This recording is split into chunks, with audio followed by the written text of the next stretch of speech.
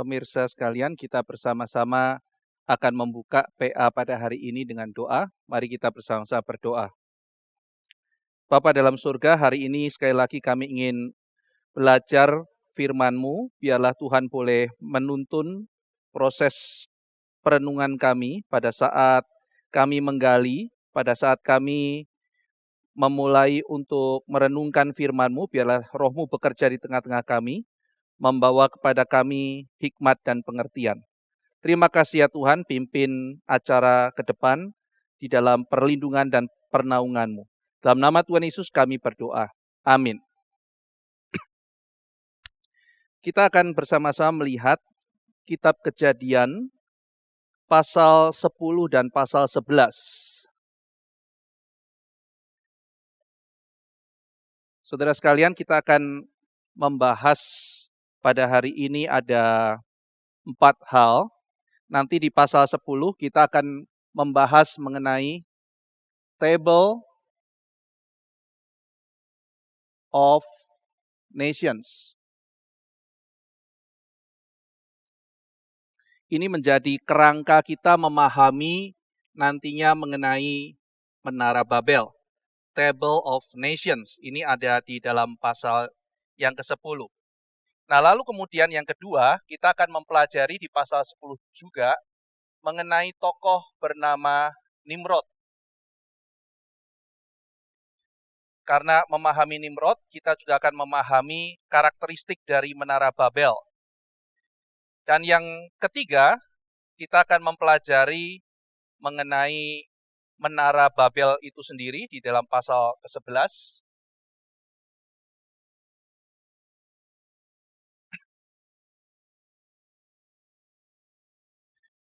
Lalu yang keempat, kita akan membahas Pentakosta.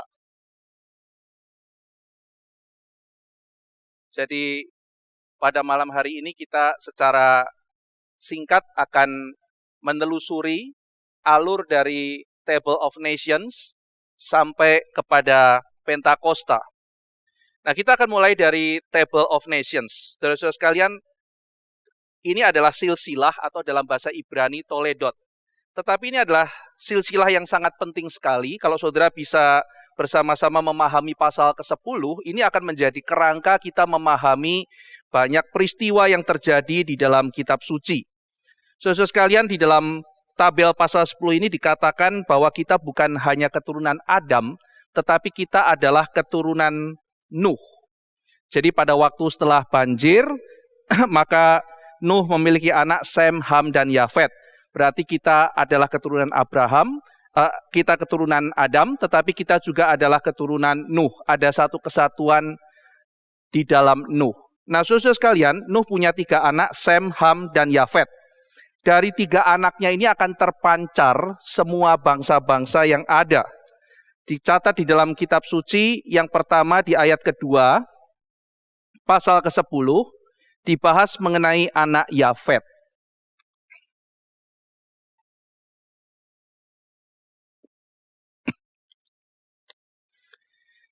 Pembahasan mengenai Yafet tidak terlalu banyak. Di dalam kisah Alkitab, Yafet tidak berperan terlalu banyak. Dan Yafet ini dibahas pertama kali karena memang Yafet ini nanti menjadi bapak dari bangsa yang tinggalnya jauh dari Israel. Misalnya kalau kita perhatikan nama Yavan atau Yavan di ayat 2, Yavan ini adalah bapaknya keturunan Yunani. Jadi Yavan, misalnya, ini adalah bapaknya orang Yunani. Jadi keturunan Yafet adalah cikal bakal munculnya orang-orang Eropa nantinya. Nah, saudara sekalian, di sini kita melihat bahwa Tuhan juga peduli pada Yafet, masuk ke dalam tabel-tabel bangsa-bangsa yang ada di pasal 10. Ini adalah keturunan Yafet. Nah, yang kedua yang dibahas adalah keturunan Ham. Nah, saudara, totalnya nanti di sini kira-kira kita akan melihat jumlah 70 bangsa. Dari Sem, Ham, dan Yafet, maka muncul 70 bangsa.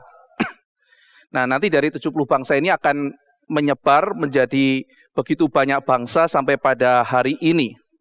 Nah, saudara-saudara sekalian, maka setelah kita mempelajari 70 bangsa ini, kita akan mengerti dan mendapat konteks mengenai konflik-konflik atau kisah-kisah yang ada di dalam kitab suci. Misalnya nanti kalau saudara mempelajari keturunan Ham yang akan dibahas, dari keturunan Ham ini nanti kita bisa dapatkan keturunan Ham itu kan misalnya muncul Mesir. Ya, kalau keturunan Ham ada Mesir, lalu kemudian ada Babel, ada Asyur, lalu kemudian ada Filistin. Nah, nanti kita akan melihat bahwa Ham adalah yang dikutuk oleh Nuh, dan kita lihat keturunan Ham, bangsa-bangsa ini adalah bangsa-bangsa yang mempunyai problem, yang nantinya bermasalah dengan Israel. Jadi kita bisa melihat mengapa mereka ini bermasalah. Alkitab sudah mencatat karena Ham sudah dikutuk dan anak-anaknya akhirnya nanti banyak sekali menjadi musuh dari Israel. Nah, kita juga nanti bisa melihat dari tabel bangsa-bangsa ini, dari mana munculnya Abraham, dari mana nanti munculnya orang Israel. Mereka muncul dari keturunan Sem, dan Abraham itu adalah keturunan Eber. Saudara bisa menjumpai itu nanti di pasal ke-10.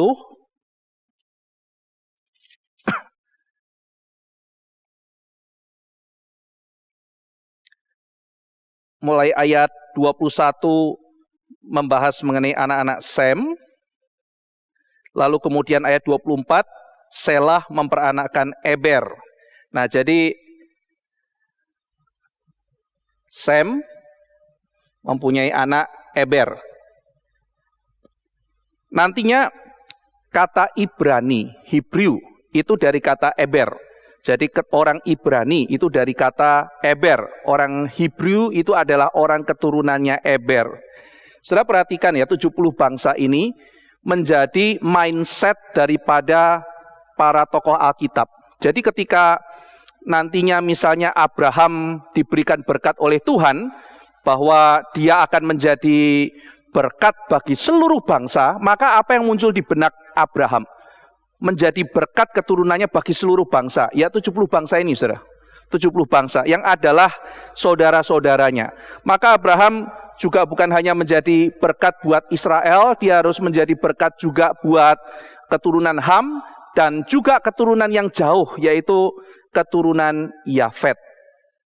Nah, saudara perhatikan nantinya di dalam kitab Injil, misalnya dalam Lukas pasal 10, ketika Yesus mengirim utusan untuk memberitakan Injil, yang dipilih jumlahnya adalah 70.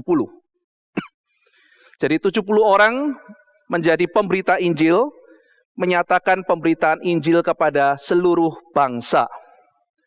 Nah, saudara-saudara sekalian, juga di dalam Injil Yohanes, ketika ada orang Yunani datang mencari Yesus, di situ Yesus kemudian mengatakan ini sudah tiba saatnya. Sudah tiba saatnya dia menjadi berkat untuk seluruh bangsa. Itu adalah keturunan Yavan, tempat yang paling jauh, datang mencari Kristus. Nah, jadi ketika tabel-tabel ini muncul di dalam imaji Abraham dan tokoh-tokoh Alkitab, menjadi berkat itu bukan berkat buat sendiri, bukan bangsa sendiri, apalagi menjadi berkat bagi seluruh bangsa, itu menjadi berkat bagi 70 bangsa ini yang tercantum di dalam Kejadian pasal 10. Nah, saudara-saudara sekalian, maka nantinya konsep penebusan Goel ya, penebus, itu kalau kita mau runut dari masa patristik, dari masa patriah di dalam zamannya Abraham dan sebagainya, yang namanya menebus itu adalah memulangkan seseorang ke rumah bapak. Jadi itu adalah penebusan. Nah, kalau kita melihat bahwa orang pada zaman dulu itu tinggal di rumah bapak. Bat atau bet, af. Bait, af, rumah bapak. Jadi kan orang zaman dulu kalau tinggal ada bapaknya, lalu kemudian anaknya, tapi saudara-saudara yang lain itu juga tinggal bersama-sama. Jadi di dalam satu tempat itu bisa sekelompok orang tinggal. Itu satu rumah ya, rumahnya Bapak zaman Partriah. Nah, salah satu tugas dari pemimpin, misalnya saat itu adalah Abraham, itu adalah memastikan bahwa seluruh anggota keluarga itu ada di dalam rumah Bapak atau Betaf. Misalnya pada waktu kisah Abraham ditulis, Lot itu diculik, Lot itu ditangkap, lalu kemudian dibawa pergi. Maka Abraham itu pergi dari Beersheba menuju Dan, mengejar, lalu berperang. Untuk apa, saudara? Untuk memulangkan Lot. Karena ini adalah tugas seorang pemimpin rumah, menjadi seorang Goel, menjadi seorang redeemer, yang berarti membawa keluarganya masuk ke dalam rumah Bapak. Nah, saudara, nanti dengan pemahaman ini akan memperkaya pemahaman kita mengenai penginjilan dan penebusan. Apa itu penebusan? Kristus menebus kita, menyelamatkan kita, membebaskan kita dari dosa, menghancurkan belenggu dosa. Tetapi apa yang dikerjakan Kristus juga membawa kita, orang-orang berdosa, itu masuk ke dalam rumah Bapa. Demikian ketika kita memberitakan Injil, kita membawa orang pulang ke rumah Bapa dan termasuk mempertemukan mereka dengan saudara-saudara seiman. Mempertemukan dengan saudara seiman. Maka kalau sudah membaca Injil Yohanes, union with Christ, itu implikasinya adalah ada kesatuan juga antara orang-orang yang bersatu dengan Kristus. Di dalam rumah Bapa ada komunitas, ada persekutuan. Nah, jadi ketika pada waktu itu misalnya ada perintah menjadi berkat bagi seluruh bangsa, maka yang terpikir adalah bagaimana membawa orang-orang yang sudah terpencar ini untuk kembali pulang ke rumah Bapa. Jikalau ada keluarga yang tidak ada akses untuk masuk, misalnya seperti Lot, dia tidak ada akses untuk masuk ke rumah Bapa, maka seorang penebus bertugas untuk membawa orang itu kembali pulang ke rumah Bapa. Nah, jadi saudara-saudara sekalian, ini adalah tabel bangsa-bangsa, 70 bangsa, dan konteksnya di dalam kita memahami nanti kisah selanjutnya dari kitab suci. Nah, saudara-saudara sekalian, keturunan Ham dikatakan menggenapi banyak hal, seperti halnya dengan keturunan Kain.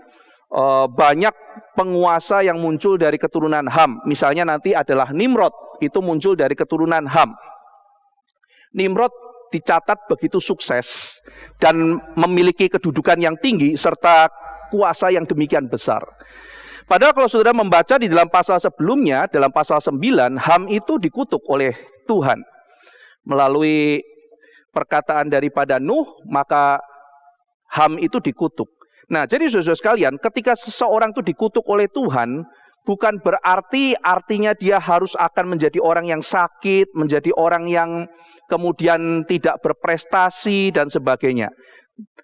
Ham itu dikutuk, tetapi Nimrod itu menjadi penguasa wilayah yang luas.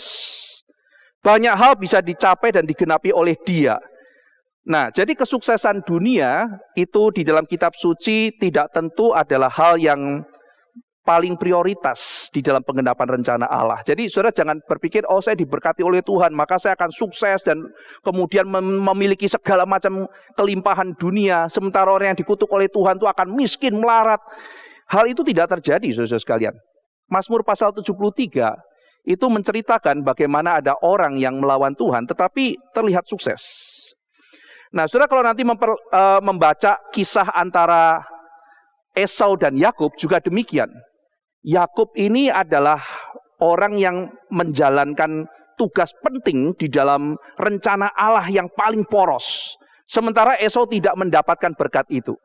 Tetapi saudara juga melihat bahwa Esau, si orang Edom ini, adalah orang yang secara duniawi lebih sukses daripada Yakub. Yakub cuma gembala, Esau itu keturunannya banyak yang menjadi raja. Dan nantinya salah satu keturunan Esau orang Edom berjumpa dengan keturunan Yakub. Yaitu siapa saudara? Yang satu namanya Herodes, orang Edom. Yang satu adalah Yesus Kristus. Kelihatannya sukses saudara, raja. Yesus Kristus seorang rabi yang sederhana yang berkeliling memberitakan Injil Kerajaan Allah.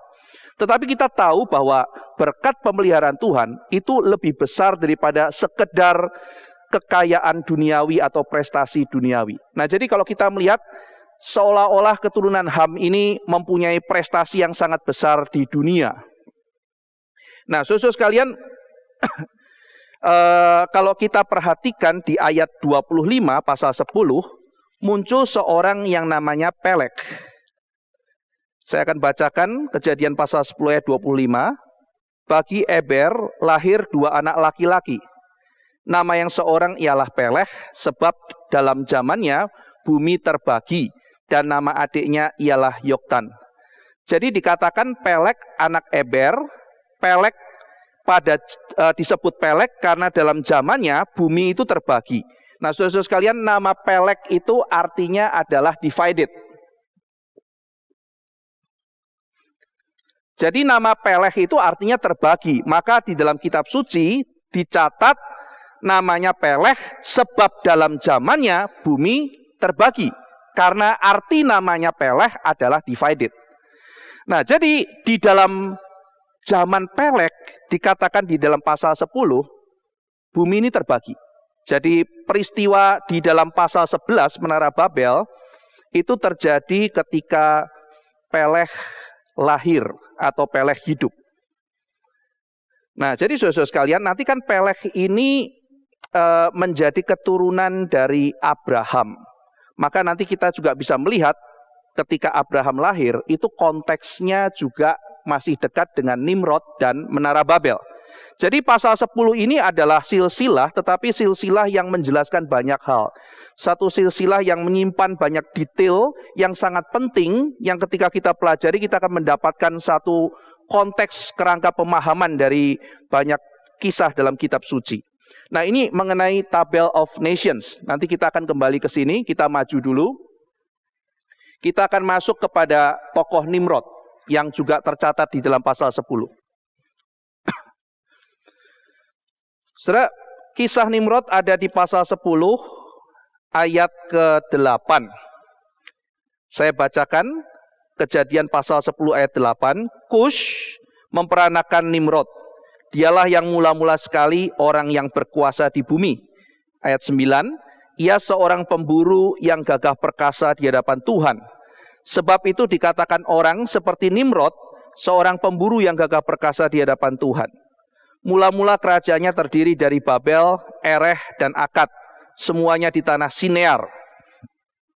Nanti kita melihat Menara Babel itu dibangun di tanah Sinear. Dari negeri itu ia pergi ke Asyur, lalu mendirikan Niniwe, Rehoboth Ir, Kalah, dan Resen di antara Niniwe dan Kalah. Itulah kota besar itu. Nah, saudara sekalian, Nimrod adalah anak dari Kush, cucu dari Ham. Nimrod artinya adalah rebel. Nama yang kurang baik. Seperti nanti kalau saudara membaca Rut itu ya, anaknya Elimelech itu, Elimelech artinya baik. Elimelech itu adalah Tuhan itu rajaku. Tapi dua anaknya Elimelech namanya juga tidak baik. Mahlon dan Kilion. Sickness and destruction gitu ya. Nah, Nimrod ini artinya juga tidak bagus. Namanya adalah rebel.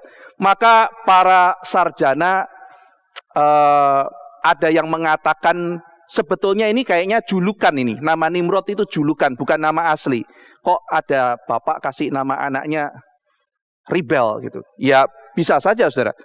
Ada orang yang mau menyatakan pemberontakannya terhadap sesuatu, maka dia kasih, misalnya si Kush memang mau menyatakan dirinya mau memberontak, kasih nama anaknya Nimrod atau rebel, bisa saja.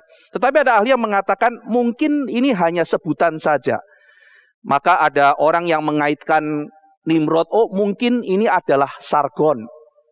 Ada teori mengatakan sebetulnya Nimrod adalah Sargon. Ada yang mengatakan juga bukan, Nimrod ini adalah Raja Gilgamesh. Nah, ini terkenal sekali ya saudara, dua raja ini. Nah, Gilgamesh sendiri adalah raja yang akhirnya namanya dijadikan satu tokoh mitologi kuno. Termasuk kisah Gilgamesh ini adalah salah satu kisah paling tua di dalam sejarah. Yang kalau kita perhatikan dikatakan mempengaruhi karya dari Yunani. Homer mengarang dua teks yaitu Iliad dan Odyssey. Dan di situ ada sarjana yang mengaitkan kisah-kisah yang mirip.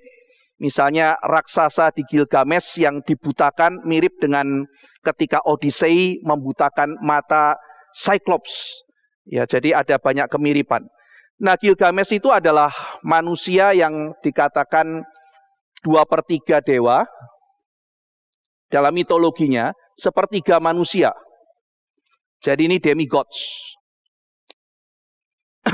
Saudara kalau membaca kisahnya, sudah ada banyak sekali kisah-kisah mengenai Gilgamesh. Memang ada banyak versi. Saudara bisa menjumpai di internet, bahkan ditulis dalam lempengnya yang asli, saudara bisa temukan. Jadi Gilgamesh itu dikatakan kejam, saudara. Pemerintahnya kejam. Maka Dewa Anu itu menciptakan musuh supaya Gilgamesh itu tidak menjahati rakyatnya terus. Dia dibikin sibuk. Diciptakanlah musuh untuk supaya Gilgamesh ini sibuk melawan musuhnya. Nah, musuhnya namanya Enkidu.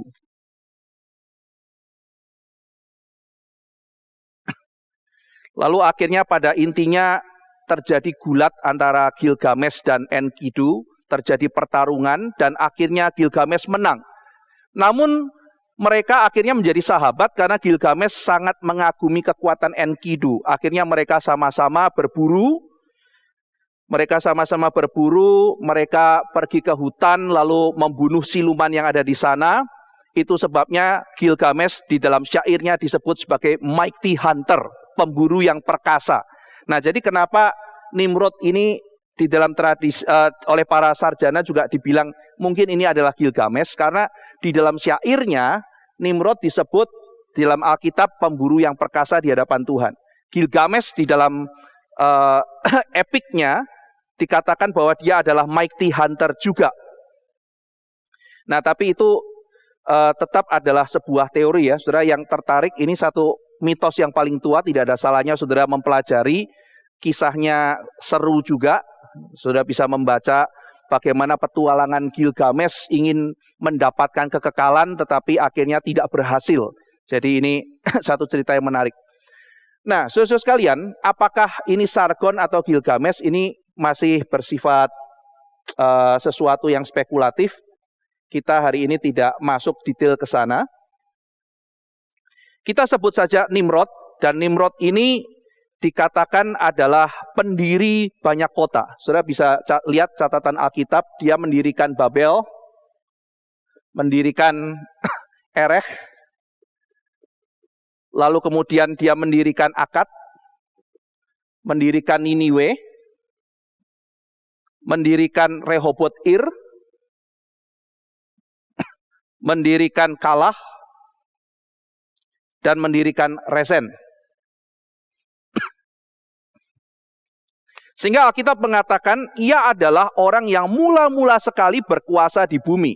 Saudara bisa bayangkan dia menjadi raja, dia bukan keturunan raja, Ham bukan raja, lalu kemudian Kus juga bukan raja, maka karena keperkasaannya Nimrod menaklukkan yang lain dan menjadi raja dari kota-kota ini. Maka dia dicatat begitu powerful, yang mula-mula sekali berkuasa di bumi.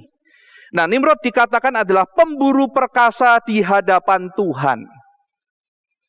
Saudara sekalian, pemburu perkasa memang dipahami memburu hewan. Memburu hewan. Jadi ini adalah literally memburu hewan. Tetapi penafsir-penafsir khususnya di dalam rabbinic tradition juga melihat bahwa yang diburu bukan hanya sekedar hewan. Memang ini literal, ini pemburu hewan. Tetapi pemahaman kata ini lebih kepada dia itu warrior. Warrior yang bukan sekedar memburu binatang, tetapi menaklukkan orang lain. Ini terlihat dari banyaknya kota yang dia kuasai. Jadi Nimrod adalah seorang penakluk, seorang warrior, seorang ksatria, seorang yang penakluk, seorang pemburu manusia yang suka menaklukkan bangsa lain. Nah, saudara sekalian, dikatakan dia adalah pemburu yang gagah perkasa di hadapan Tuhan. Apa maksudnya di hadapan Tuhan? Chrysostom, tafsiran dari Chrysostom. Chrysostom menafsir secara positif. Chrysostom mengatakan bahwa seorang pemburu gagah perkasa di hadapan Tuhan, itu artinya di hadapan Tuhan ada kebaikan yang dilihat oleh Tuhan dari Nimrod. Yaitu adalah bagaimanapun juga keperkasaan, kecakapan, lalu kemudian kuasa yang ada pada Nimrod itu adalah dari Tuhan. Maka ketika Tuhan melihat Nimrod, yang dilihat adalah kuasa, lalu kemudian kecakapan, bakat, talenta yang dari Tuhan. Mighty hunter di hadapan Tuhan dalam pengertian yang positif, Tuhan berkenan. Nah, ini adalah tafsiran dari Chrysostom. Seorang pemburu yang perkasa di hadapan Allah ditafsir secara positif. Nah, tetapi saudara sekalian, di dalam tradisi penafsiran, kita juga melihat ada tradisi kuat yang melihat bahwa sebetulnya istilah di hadapan Allah itu sebetulnya negatif. Nah, saya akan memberikan tafsiran dari Philo of Alexandria.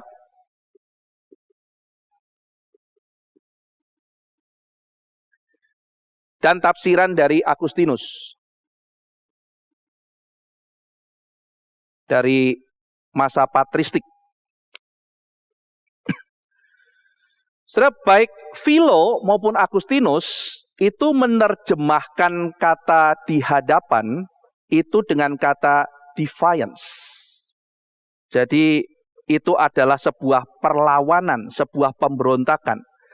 Jadi di hadapan Tuhan bukan berarti Nimrod ini sedang diperkenan. Tetapi di hadapan dalam pengertian bahwa Nimrod ini menentang. Ya. Jadi saya bacakan kalimat dari Agustinus yang ditulis dari City of God. Some interpreters have misunderstood this phrase, being deceived by an ambiguity in the Greek and consequently translating it as before the Lord instead of against the Lord. It is true that the Greek enantians means before as well as against. It is in the latter sense that we must take it in the description of Nimrod. The giant was a hunter against the Lord.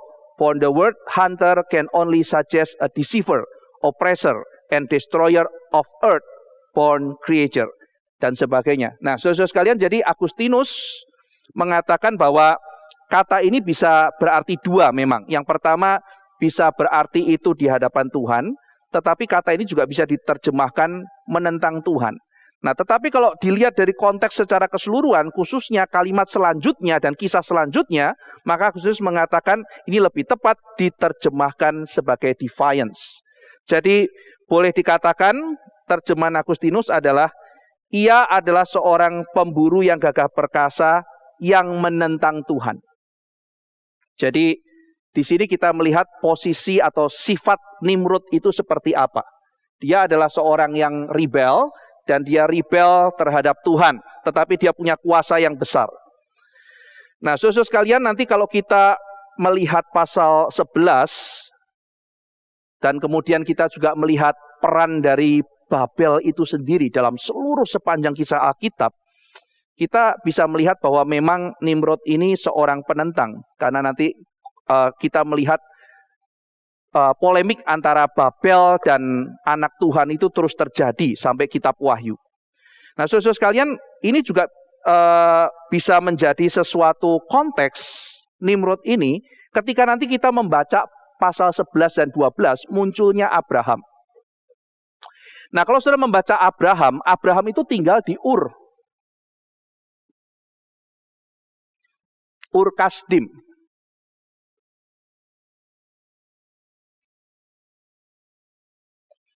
Jadi Abraham itu tinggal di wilayah yang dikuasai oleh Nimrod. Nah, saudara sekalian, di Alkitab tidak dicatat konflik antara Abraham dan Nimrod. Tetapi di dalam tulisan-tulisan atau kisah-kisah seputar tradisi, itu ada banyak sekali kisah konflik antara Abraham dan Nimrod.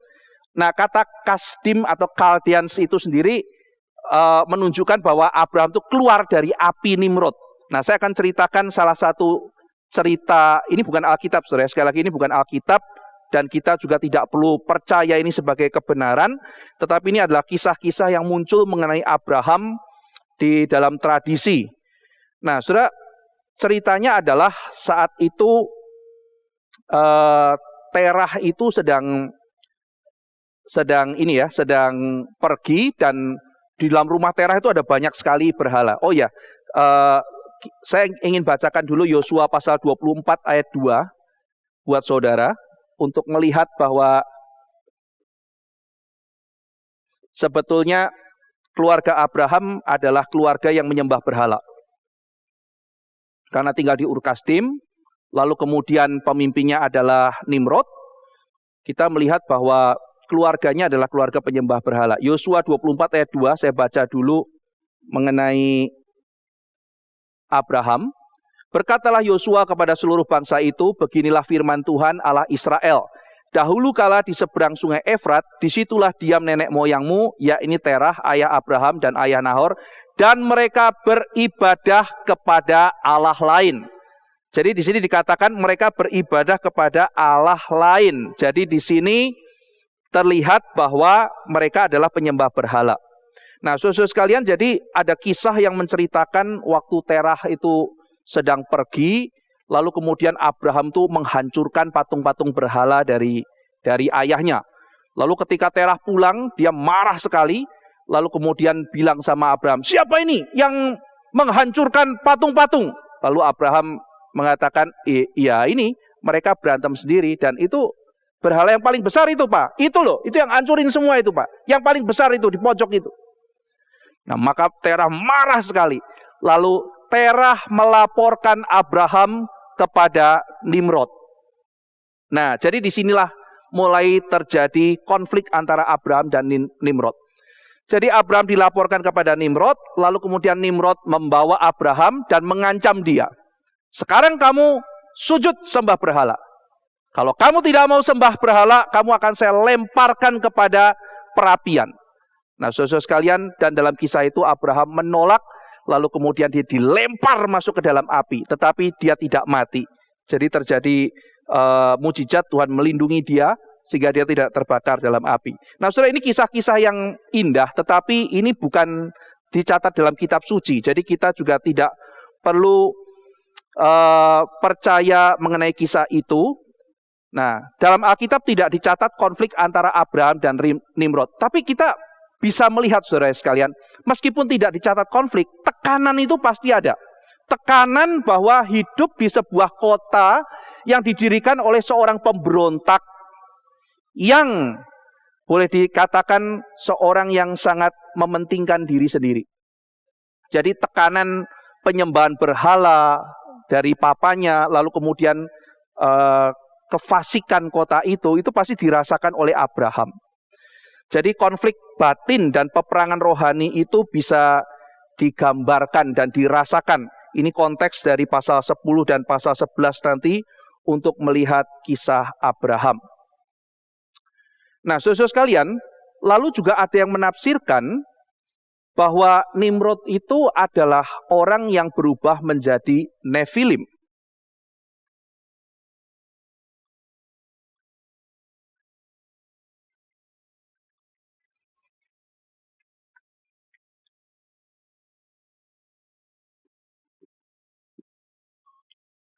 Nah, kata Nefilim itu muncul di Kejadian pasal 6. Diterjemahkan raksasa.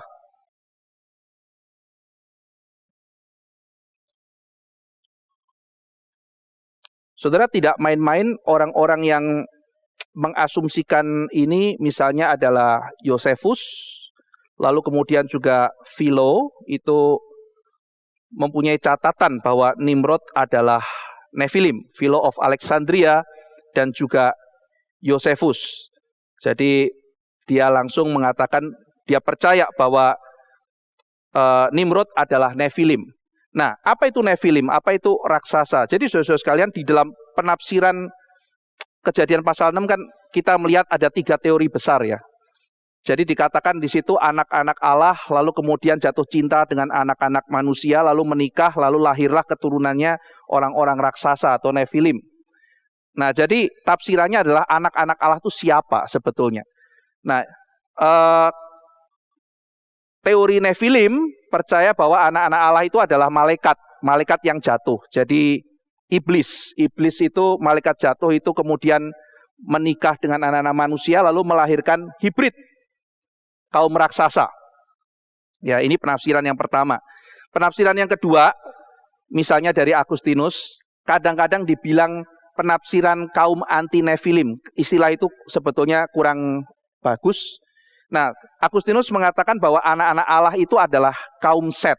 Jadi keturunan itu adalah keturunan dari Set, ya. Jadi yang baik. Lalu kemudian jatuh cinta sama keturunan Kain. Ini penafsiran yang kedua. Jadi tradisi reformasi dan sebagainya banyak pegang yang kedua dan yang ketiga, yaitu apa? Yaitu para raja.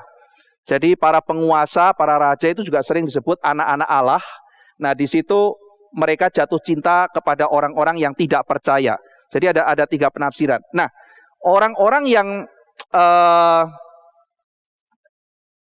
percaya, jadi bahwa Nephilim ini ada yang mengatakan hibrid, ada yang mengatakan orang yang percaya ini dari penafsiran setis atau penafsiran kaum bangsawan dan raja, itu mengatakan Nephilim ini ya orang yang besar kayak raksasa gitu.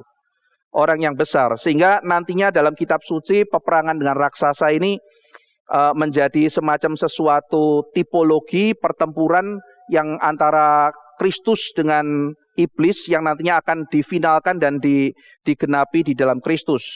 Nah, saudara-saudara sekalian, nanti mungkin kalau ada waktu kesempatan lain PA kita akan melihat bagaimana perang melawan Nephilim dalam kitab suci.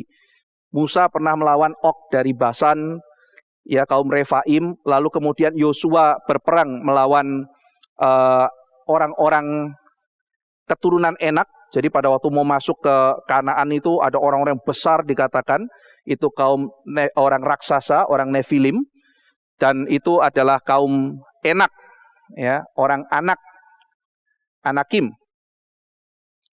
Lalu kemudian dalam kitab Yosua dikatakan dia membasmi kaum-kaum raksasa itu, tetapi masih menyisakan kaum raksasa di 3 kota, di Asdod, di Gaza, dan di Gad.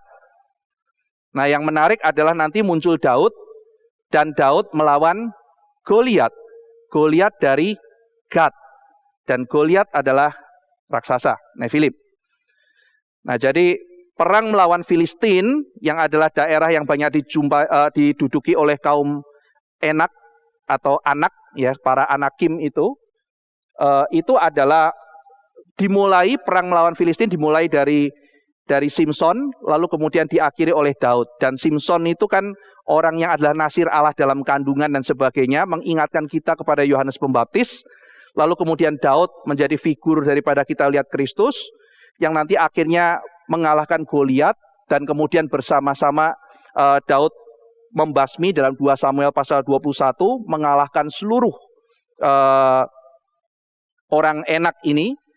Nah, saudara mungkin belum tahu ya, di Alkitab ada raksasa berjari 24. Jadi di situ ada 4 raksasa lagi, 4 Nephilim yang dibunuh oleh Daud. Ya, itu saudara bisa pelajari teliti. Ada saudaranya Daud juga, saudaranya Goliat juga terbunuh dalam perang itu. Lalu puncaknya seorang yang sangat besar sekali, dikatakan 1 jari itu ada 6. Ya, saudara mungkin pernah berjumpa dengan orang yang punya jari 6. Tapi ini sekarang semuanya ya, ini 6, kaki 6. Jadi raksasa berjari 24 itu ya. Jadi ada peperangan itu lalu dituntaskan.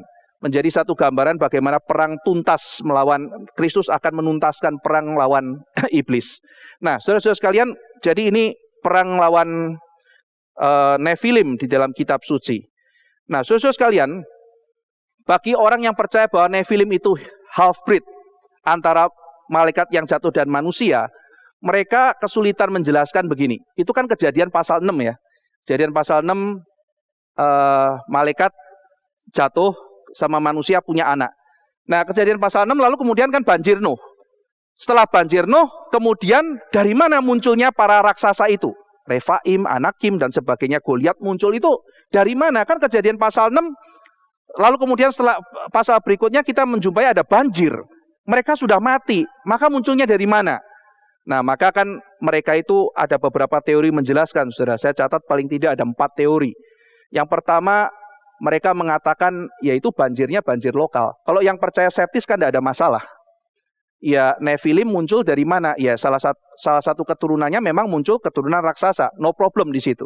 Tetapi orang yang pegang ini adalah malaikat, biasanya punya teori yang pertama, banjir Nuh itu mungkin lokal, tidak universal. Jadi kalau banjirnya itu lokal, maka ya mungkin ada half breed ini yang masih selamat. Yang kedua adalah salah satu anak Nuh menikah dengan perempuan yang kecampuran darah Nephilim. Ini teori agak aneh, saudara ya. Jadi salah satu anak Nuh itu mungkin membawa darah half breed ini, sehingga pada waktu lahir nanti muncul Nephilim. Yang ketiga, kejatuhan malaikat itu tidak hanya sekali, setelah banjir jatuh lagi. Yang keempat, terjadi perubahan dari manusia ke Nephilim. Contohnya dalam kasus Nimrod. Saudara, saya tidak khusus membahas mengenai 3 macam penafsiran ini ya. Ini masing-masing mempunyai argumentasi. Saya memang pegang posisi Setis ya. Jadi itu adalah keturunan Set dengan itu. Tetapi argumentasinya tidak sederhana ya. Jadi kita juga respect pandangan-pandangan yang berbeda. Nah, jadi di sini kita melihat bahwa di dalam usaha menjelaskan bagaimana munculnya kaum Nephilim setelah banjir, mereka menjelaskan dengan salah satunya adalah Nimrod yang berubah menjadi Nephilim. Ini salah satu teori. Jadi Nimrod ini manusia tetapi berubah menjadi raksasa. Dalam teologi Philo, dalam catatan Yosefus, tadi saya katakan muncul bahwa Nimrod adalah Nephilim. Nah, masalahnya adalah penafsiran itu dasarnya apa? Teorinya apa? Ya, saudara-saudara sekalian, ada banyak source di luar Alkitab, catatan-catatan, buku-buku, dan sebagainya. Tetapi bagaimana dari Alkitab muncul penafsiran tersebut? Nah, kunci penafsiran yang dipakai oleh teori keempat ini, terjadinya perubahan dari manusia ke Nephilim, adalah kata Giborim.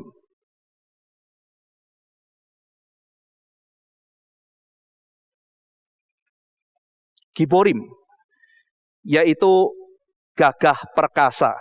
Nah, saudara kalau perhatikan Kejadian pasal yang ke-6, ketika bicara mengenai kejatuhan anak-anak Allah, dikatakan ayat 2, maka anak-anak Allah melihat anak-anak perempuan manusia cantik-cantik, lalu mengambil istri dari antara perempuan itu, lalu kemudian dikatakan ayat 4, pada waktu itu orang-orang raksasa ada di bumi, dan juga pada waktu sesudahnya ketika anak-anak Allah menghampiri anak-anak perempuan manusia, dan perempuan-perempuan itu melahirkan anak bagi mereka, inilah orang-orang yang gagah perkasa, Giborim. Jadi Nimrod itu gagah perkasa, pakai kata Giborim. Lalu kemudian para raksasa itu juga gagah perkasa. Maka di sini terlihat kunci, berarti Nimrod ini berubah menjadi raksasa, menjadi Nephilim. Karena kata yang dipakai itu sama. Dan memang saudara-saudara sekalian, di dalam Alkitab kan seringkali kita juga harus memperhatikan detail. Karena kadang-kadang ada, misalnya saudara ya, kalau saudara perhatikan detail, misalnya mereka pergi kemana waktu dihukum, pergi ke timur, ya. Lalu kemudian dalam pasal 11 itu ayat 2 dikatakan mereka menetap. Kata menetap sama ketika Abraham pergi lalu menetap di Haran, padahal disuruhnya kan bukan di Haran. Jadi menunjukkan posisi Abraham salah, tidak boleh di situ Abraham, kamu harus terus jalan. Kata menetapnya sama. Nah, jadi ada kata-kata yang diulang itu harus kita perhatikan. Detail-detail itu sangat penting untuk memahami keseluruhan Alkitab. Nah, demikian juga dengan kata Giborim. Nah, tetapi saudara-saudara sekalian, apakah ini sah ketika muncul kata Giborim pada Nimrod, kemudian langsung kita katakan karena ini mirip dengan Nephilim dalam pasal 6, itu juga Giborim, maka berarti Nimrod adalah raksasa.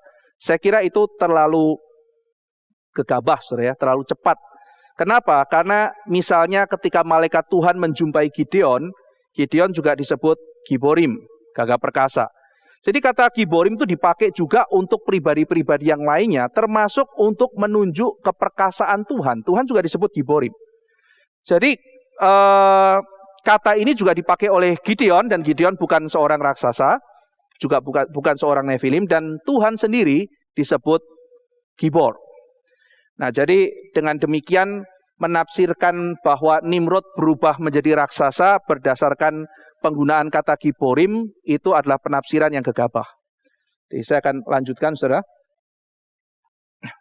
Tapi kalau saudara membaca literatur, misalnya Yosefus dan sebagainya, saudara akan menjumpai hal itu. Bahkan ada penulis yang mengatakan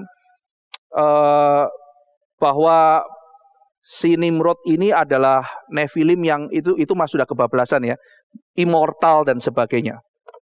Nah, jadi kita sudah melihat beberapa konteks Table of Nation, lalu kemudian kita melihat seorang yang namanya Nimrod, seorang yang perkasa. Nah, saudara sekalian, lalu kemudian pasal 12 ini pasal 11 dimulai berdirinya kota Babel yang di tengah-tengahnya ada menara Babel. Meskipun tidak dikatakan bahwa Nimrod membangun kota ini, kita bisa mengasumsikan ada Nimrod atau mungkin keturunan Nimrod yang menjadi perencana kota yang akan dibangun.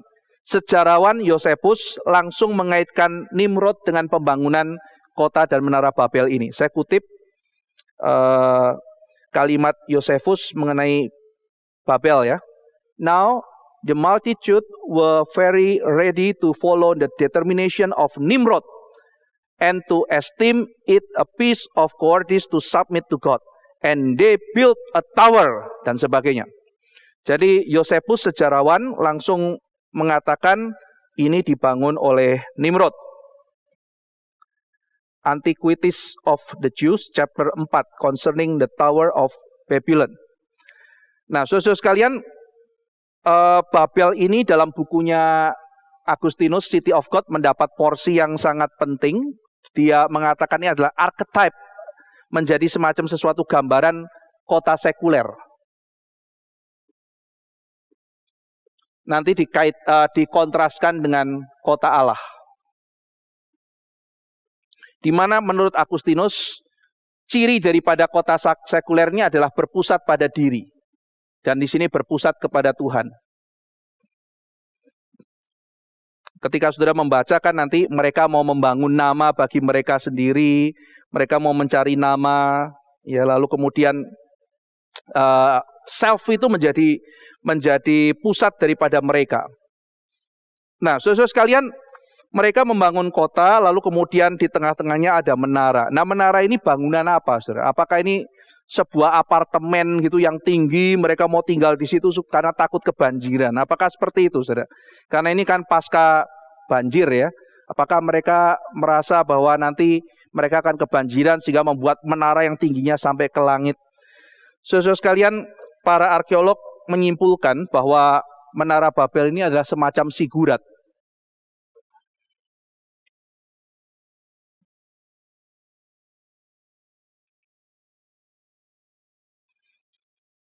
Ditemukan zigurat kira-kira mungkin setinggi 200 meter. Jadi zaman itu bangunan setinggi itu juga termasuk sangat tinggi, saudara ya. Menara zigurat itu. Nah, zigurat itu saudara sekalian sebetulnya bukan tempat tinggal. Jadi kita tidak bisa membayangkan menara Babel itu sebagai sebuah apartemen yang sangat tinggi. Pernah ada gambaran seorang pelukis Flemish itu ya, di kalau nggak salah tahun 1600-an itu ya, mengenai menara Babel yang bentuknya bulat itu ya, saudara ya. Jadi di dalamnya menara itu ada di belakang, lalu kemudian di Bruegel. Di depan tuh ada raja yang digambarkan Nimrod lagi disembah, lalu di belakang itu ada menara, lalu kemudian ada meriam dan sebagainya. Nah, tetapi kita tidak bisa mengambil gambaran itu. Itu lukisan sebetulnya sangat kompleks, sangat ini sekali ya, saudara. Itu sebetulnya juga ada kritik politik di zamannya Bruegel dan sebagainya. Kita tidak membahas detail lukisan itu, tetapi kita mungkin harus meninggalkan imajinasi tempat tinggal semacam itu. Ya, jadi zigurat itu bukan sebuah apartemen tempat tinggal, Tetapi Zigurat itu sebuah bangunan di dekat kuil. Nah, jadi itu sebuah bangunan di dekat kuil yang fungsinya, apa fungsinya saudara dekat kuil? Jadi fungsinya itu adalah supaya nanti Tuhan tuh turun dari surga ke bumi. Lalu kemudian turun menuju ke bangunan itu ke Zigurat. Lalu kemudian setelah turun, Tuhan itu pergi ke kuil ada di dekat Zigurat itu, lalu menerima penyembahan daripada orang-orang. Jadi itu fungsi Zigurat. Jadi semacam ada seorang komentator Alkitab mengatakan dalam bahasa kontemporer itu semacam kayak private atau executive elevator gitu. Jadi saudara kalau di gedung bangunan kan kadang-kadang untuk orang penting itu ada lift khususnya. Jadi naik di situ ini adalah private elevator. Jadi Zigurat itu, Menara Babel itu semacam private elevator di mana Tuhan itu turun ke bumi. Ya, nanti memang dalam bagian ini Tuhan turun ke bumi, saudara, tetapi bukan karena dia berkenan. Nah, saudara, jadi setelah dia turun ke bumi, lalu kemudian masuk ke kuil, dia menerima penyembahan. Nah, saudara sekalian, kita melihat bahwa bukan masalah mereka mau menyembahnya ini, tapi apa yang disembah itu banyak problem di dalam berdirinya kota Babel ini. Kita melihat misalnya Tuhan mengatakan mereka diminta berpencar ke seluruh dunia gitu ya, memenuhi bumi, tapi mereka berkumpul. Nah, ini kan satu direct opposition terhadap perintah Tuhan, satu oposisi langsung. Lalu mereka ini dipanggil untuk memuliakan Tuhan. Tuhan memberikan mereka identity, memberi nama. Mereka mau mencari nama, memberi nama sendiri. Mereka tidak mau identity yang diberikan oleh Tuhan. Mereka berontak sesuai dengan nama Nimrod, berontak. Nah, jadi penyembahan macam apa yang akan dibikin oleh orang-orang yang memberontak ini? Nah, saudara, di dalam zaman itu ada satu konsep ketika Tuhan turun, lalu kemudian disembah, mereka itu akan memberikan semacam sesuatu yang dibutuhkan oleh para dewa. Jadi para dewa itu butuh sesajen, makanan kah, atau mungkin bayi kah kalau perlu dipersembahkan, atau hewan, atau apa. Jadi konsepnya itu Tuhan itu butuh manusia. Nah, ketika kebutuhan-kebutuhan Tuhan itu dipenuhi oleh manusia, maka kemudian di situ dewa akan membalas kebaikan. Jadi semacam ibadah transaksional, saudara. Jadi kayak dagang gitu, perdagangan. Nah, saudara sekalian, tentu saja ini kan kacau ini. Ini balal, ini kacau. Sementara mereka menyebut ini adalah the gate of God. Ini adalah gerbang Tuhan. Tuhan melihat ini bukan gerbang Tuhan, ini kacau. Kekacauan. Sampai hari ini kita juga melihat, saudara, di dalam zaman ini kita melihat begitu banyak kekacauan. Ada orang kerasukan setan, dibilang kepenuhan roh dan sebagainya, kacau, tidak karu-karuan gitu ya. Gejala-gejala seperti kerasukan setan dibilang dipenuhi roh, semuanya kacau gitu. Ini adalah bait Allah, ini adalah penyembahan, tapi ketika dilihat kacau sebetulnya. Nah, demikian juga Babel, saudara sekalian. Mereka menyembah, mereka kelihatan beribadah, membangun sebuah bangunan spektakuler untuk menyembah, tetapi sebetulnya intinya adalah kekacauan. Nah, dan Babel ini adalah sesuatu menara yang dibangun untuk diri. Nanti saudara akan melihat ya, counternya itu adalah kisah Abraham. Jadi Tuhan melihat bahwa ini bukan penyembahan yang dikehendaki oleh Tuhan. Di dalam pasal 3 kita melihat manusia terusir, lalu kemudian di dalam pasal 11 mereka mencoba untuk memperbaiki worship, tetapi bukan dengan cara yang dikehendaki oleh Tuhan. Nanti pasal 12 Tuhan men-setting bagaimana dia harus disembah. Ada kisah yang berbeda. Dunia ini kisahnya bukan berbicara tentang saya. Mari kita bikin nama, mari untuk sendiri, saya, semua tentang saya. Bagaimana saudara sekalian, kita akan pergi ke seluruh dunia, menjadi berkat bagi seluruh bangsa. Itu kan rencana Tuhan, saudara. Pergi ke seluruh dunia, jadi berkat buat seluruh bangsa. Tapi kalau intinya hidup kita ini cuma saya. Bagaimana kita akan menjalankan perintah Tuhan? Saudara sekalian, apa yang menghalangi orang untuk penginjilan? Ya kalau orang terus mikir saya. Dah pikir bagaimana memberitakan firman. Dah pikir bagaimana memberitakan Injil. Yang penting saya selamat, yang lain tidak usah selamat, tidak apa-apa. Saya. Berhenti, saudara-saudara sekalian. Nah, saudara sekalian, maka Tuhan menghukum mereka, mengacaukan bahasa mereka, lalu mereka terpencar ke seluruh dunia. Saudara sekalian, apakah ke seluruh dunia itu sebuah hukuman. Nah, saudara sekalian, Tuhan tidak anti orang ke seluruh dunia. Itu rencana Tuhan, saudara.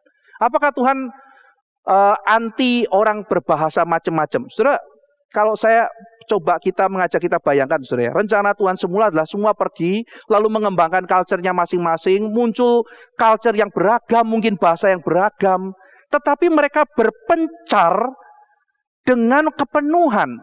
Tapi karena dosa, Tuhan sekarang pencarkan mereka, rencana Tuhan tetap terjadi, tetapi bukan dengan kepenuhan, pencar dengan kekacauan.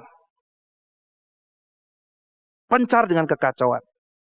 Dan di situ Tuhan mengatakan supaya rencana mereka tidak terjadi. Nah, rencana apa, saudara? Apa yang mengerikan dengan mereka satu bahasa semua itu? Saudara, saya baca tulisan Miroslav Volf. Ya, kira-kira ini yang ditulis oleh Volf, ya saudara ya. Bayangkan satu negara yang semuanya itu satu bahasa. Dalam pengertian dia adalah negara-negara otoriter, saudara. Satu negara yang dikuasai oleh satu orang. Saudara, kalau negara-negara yang negara integral itu kan ya, di mana pemimpin punya suara itu dianggap kehendak daripada seluruh rakyat. Itu negara integral.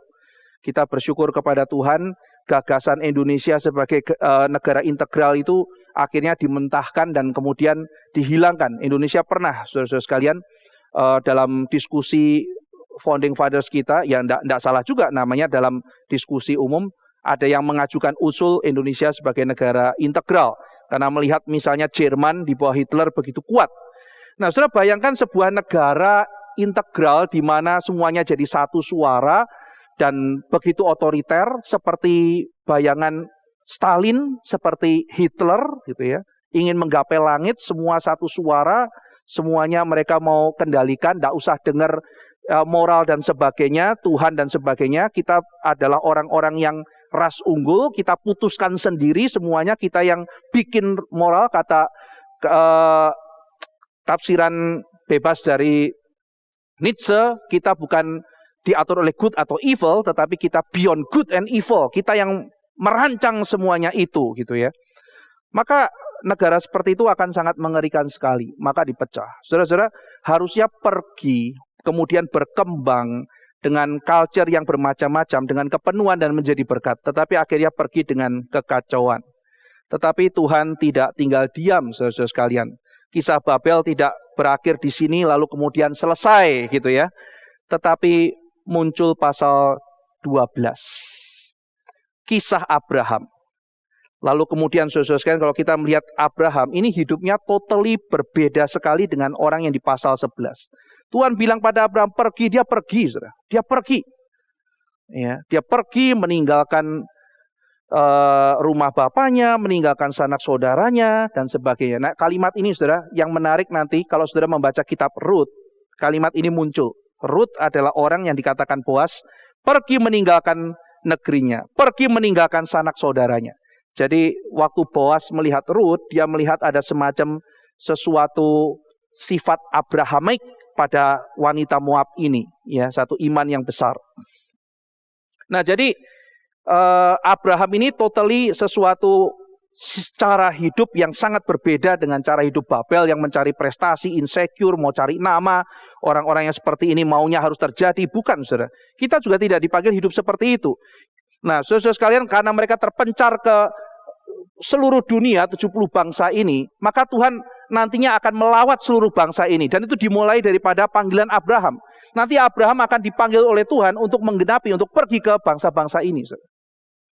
Dia akan pergi ke bangsa-bangsa ini. Nah, saudara-saudara sekalian, kisah Abraham berlangsung terus sampai nanti akhirnya Pentakosta. Pentakosta sebagai penggenapan apa yang sudah salah, sudah rusak di dalam Babel, dipulihkan di dalam Pentakosta. Sekarang kita akan masuk kepada yang keempat mengenai Pentakosta. Saudara, dalam Kisah Rasul, tapi sebelum kita masuk ke Kisah Para Rasul, saya ingin memberikan background mengenai apa itu Pentakosta gitu ya. Mungkin sebagian saudara sudah tahu, tapi mungkin juga Saya kira mungkin banyak loh yang tidak tahu mengenai sebetulnya di dalam perjanjian lama Pentakosta itu apa, sehingga kita bisa memahaminya lebih limpah ketika masuk ke dalam perjanjian baru. Nah, saudara, Pentakosta itu kan Yunani ya, bahasa Yunani.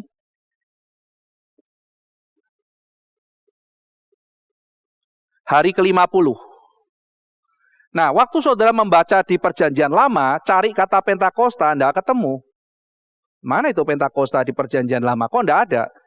Ini bukannya dulunya adalah sebuah perayaan yang sudah ada di perjanjian lama, tetapi sebagaimana Paskah, Pesah itu ya, mendapat maknanya lebih lengkap setelah kebangkitan Kristus, demikian juga Pentakosta ini sudah dari perjanjian lama, tetapi kemudian maknanya baru kita pahami setelah kita membaca perjanjian baru. Nah, tetapi kita penting juga memahami kira-kira dalam konteks perjanjian lama Pentakosta itu seperti apa, sehingga kita betul-betul bisa melihat bagaimana penggenapannya itu terjadi di dalam perjanjian baru. Nah, saudara sekalian, kalau saudara ingin mencari di perjanjian lama, kata Pentakosta ini kan terjemahan dari Septuaginta ya, ketika menerjemahkan kata Syafuot.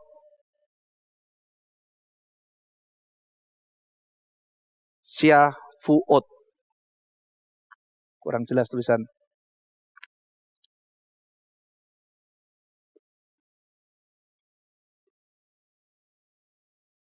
Perayaan Syafuot.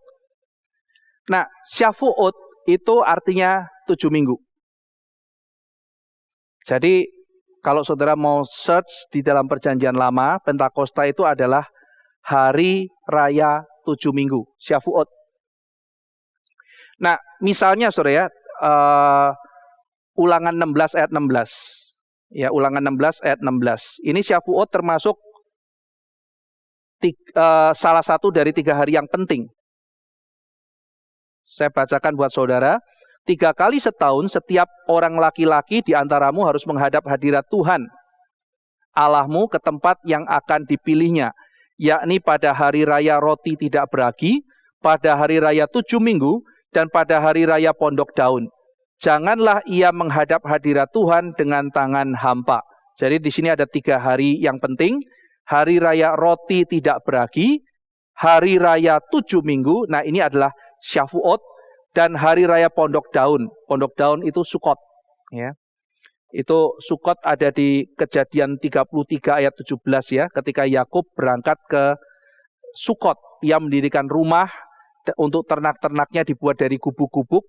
Lalu kemudian karena dia membangun gubuk-gubuk itu disebut Sukot. Nantinya menjadi hari perayaan Sukot atau pondok daun. Termasuk sesuatu perayaan yang penting. Kalau Sukot mengingatkan bagaimana mereka mengembara di padang gurun. Ya. Nah, perayaan apa itu saudara? Syafuot itu. Pentakosta atau hari raya 7 minggu itu merayakan apa? Sekarang kita baca Keluaran 34 ayat 22.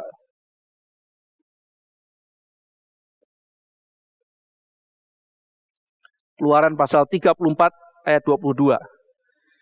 Saya akan bacakan buat saudara Keluaran 34 ayat 22. Hari raya 7 minggu, yakni hari raya buah bungaran dari penuaian gandum, haruslah kau rayakan. Juga hari raya pengumpulan hasil pada pergantian tahun. Nah, ini terjemahan bahasa Indonesia. Hari raya buah bungaran. Apa itu buah bungaran?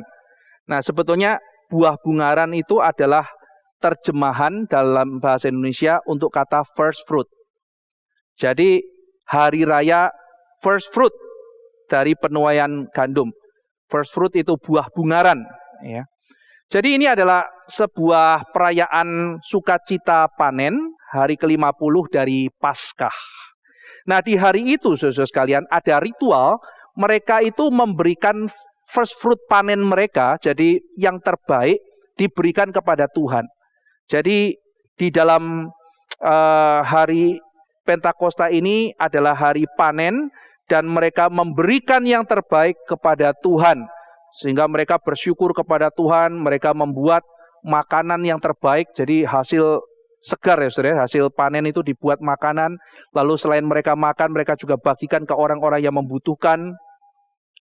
Mereka bersyukur kepada Tuhan di hari itu. Nah, saudara sekalian, itu sebabnya karena memperingati bagaimana keluarnya mereka dari tanah perbudakan lalu menuju kepada Sinai, maka nanti makanan-makanan mereka itu di hari Pentakosta itu berkait dengan madu dan susu untuk mengingat kebaikan Tuhan. Jadi makanannya itu adalah olahan-olahan, nggak tahu kalau zaman sekarang susu kan olahannya bisa keju, bisa roti, bisa macam-macam ya saudara ya. Bisa es krim kalau zaman sekarang. Jadi semua olahan yang berkait dengan madu dan susu. Ya, sehingga pada hari itu tidak banyak olahan daging, tapi olahan madu dan susu mengingatkan akan kebaikan Tuhan dan janji Tuhan. Juga 7 buah yang sering muncul yang dijanjikan Tuhan dalam Torah, seperti misalnya delima, lalu kemudian anggur, lalu kemudian olive, itu juga dipersembahkan kepada Tuhan. Nah, saudara sekalian, Shavuot ini adalah perayaan yang semua ritualnya itu sebetulnya memperingati turunnya Taurat.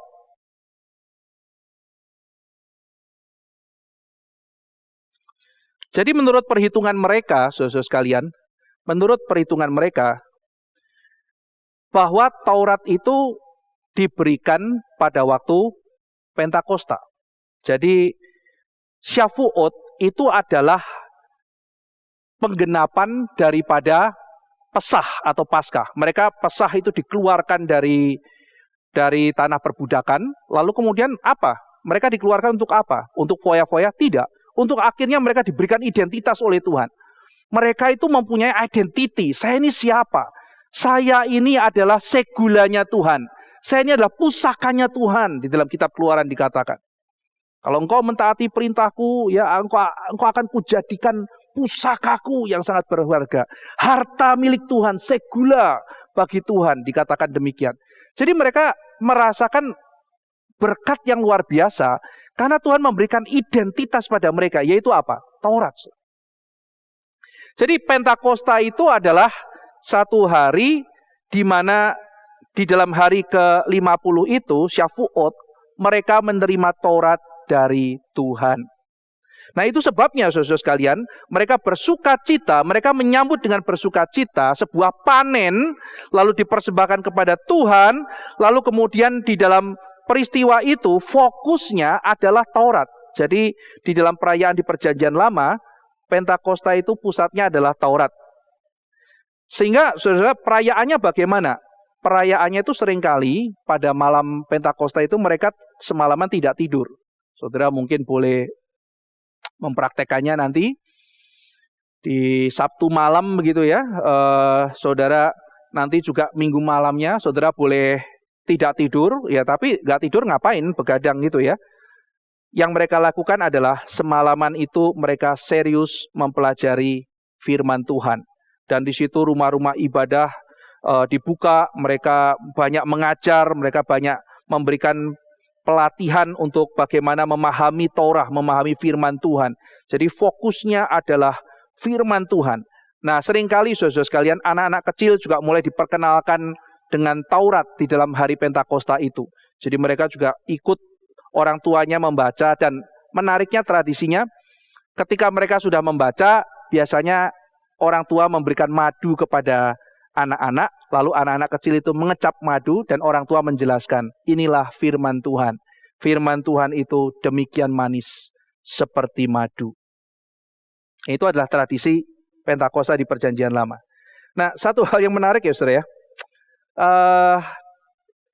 orang-orang pada zaman itu setelah melakukan ritual Pentakosta, mereka biasa menyanyikan Mazmur pasal 67. Dan mereka membaca kitab Rut.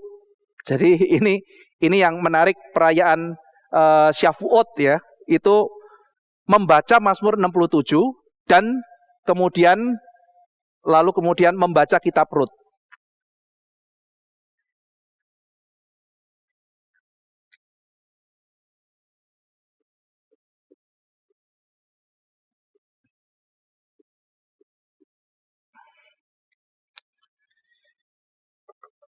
Yang menarik saudara, ketika kita membaca Mazmur 67, kita langsung nanti mengerti apa artinya dan apa pengenapannya. Saya bacakan buat saudara Mazmur 67.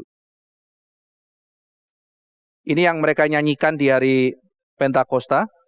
Untuk pemimpin biduan dengan permainan kecapi, Mazmur nyanyian. Kiranya Allah mengasihani kita dan memberkati kita. Kiranya Ia menyinari kita dengan wajah-Nya. Supaya jalanmu dikenal di bumi dan keselamatanmu di antara segala bangsa. Kiranya bangsa-bangsa bersyukur kepadamu ya Allah. Kiranya bangsa-bangsa semuanya bersyukur kepadamu. Kiranya suku-suku bangsa bersukacita dan bersorak-sorai. Sebab Engkau memerintah bangsa-bangsa dengan adil dan menuntun suku-suku bangsa di atas bumi. Kiranya bangsa-bangsa bersyukur kepadamu ya Allah. Kiranya bangsa-bangsa semuanya bersyukur kepadamu. Tanah telah memberi hasilnya. Allah kita memberkati kita. Allah memberkati kita, kiranya segala ujung bumi takut akan Dia. Menarik sekali saudara ya. Jadi Mazmur 67 yang mereka lakukan sepanjang perjanjian lama, itu nanti kita melihat penggenapannya dalam Pentakosta di Kisah Rasul saudara. Di mana nanti orang-orang dari segala bangsa, 15 atau 17 bangsa itu, lalu kemudian mereka menerima Tuhan, menerima Roh Kudus, lalu kemudian mereka pergi ke bangsanya masing-masing dan memberitakan Injil. Dan nama Tuhan dipermuliakan di bangsa-bangsa. Setelah ketika kita pikir, iya ini perayaan fokusnya Taurat, mempelajari Taurat. Taurat turun, memberikan kita identity. Tapi Mazmur yang dibaca, saudara, bagaimana kekuasaan Tuhan atas segala bangsa. Bagaimana bangsa-bangsa bersyukur kepada Tuhan. Dan apa itu penggenapannya, saudara? Kita sekarang mengerti di dalam Kisah Para Rasul. Penggenapannya adalah ketika nanti Roh Tuhan turun dan kemudian keselamatan diberikan bagi bangsa-bangsa. Nah, saudara sekalian, yang kedua adalah membaca kitab Rut. Ada banyak interpretasi. Kenapa ya kitab Rut gitu ya? Yang dibaca kitab Rut. Wah, ada banyak sekali interpretasi, saudara. Kalau saudara membaca penafsiran Rabbinic Tradition, ya mempertanyakan kenapa kitab Rut yang dibaca, itu ada banyak tafsiran. Tetapi saudara, setelah kita melihat Kisah Rasul pasal 2, kita melihat ya saudara, ada keindahan bahwa Pentakosta yang terjadi ketika Roh Kudus itu turun, itu adalah sesuatu penggenapan dan pemulihan dari bangsa-bangsa yang terpecar karena kacau di dalam peristiwa Babel. Karena apa yang tercatat dalam kitab Rut, saudara sekalian, adalah orang-orang yang sikapnya kebalikan dengan orang-orang di Babel.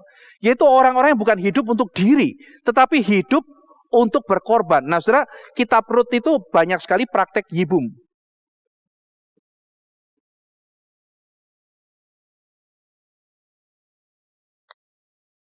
Ini adalah praktek apa, saudara? Yibum praktek apa? Yibum itu adalah satu praktek di mana saya berkorban, saya mau supaya nama saudaraku itu tidak hilang. Sekali lagi, saudara.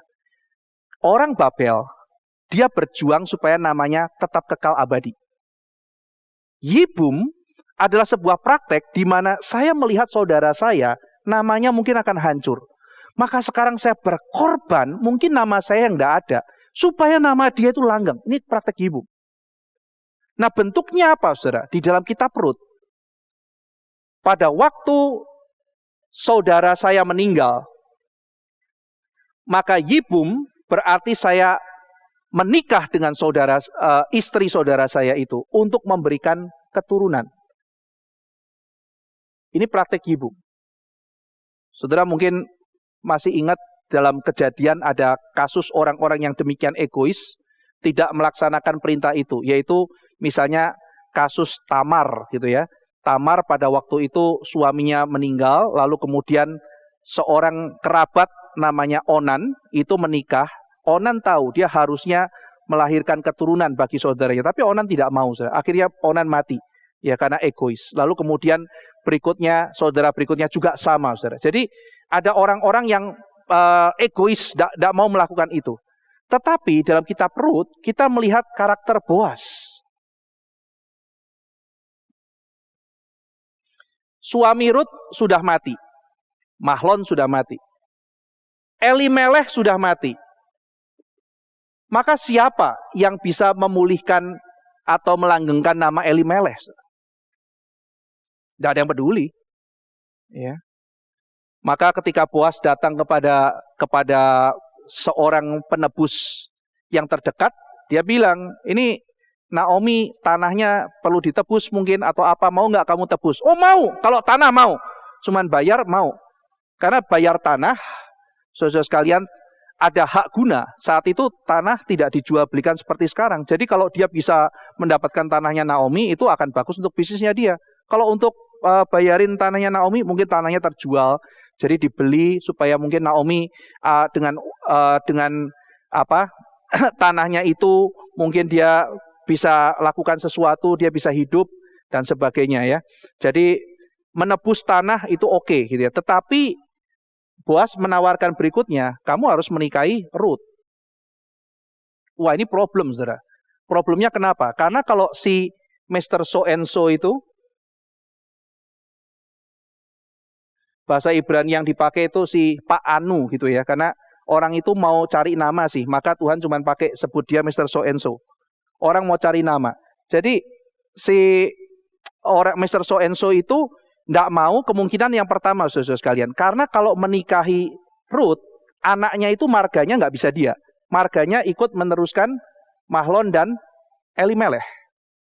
Ya rugi saudara. Saya menikah tapi nama saya tidak langgeng.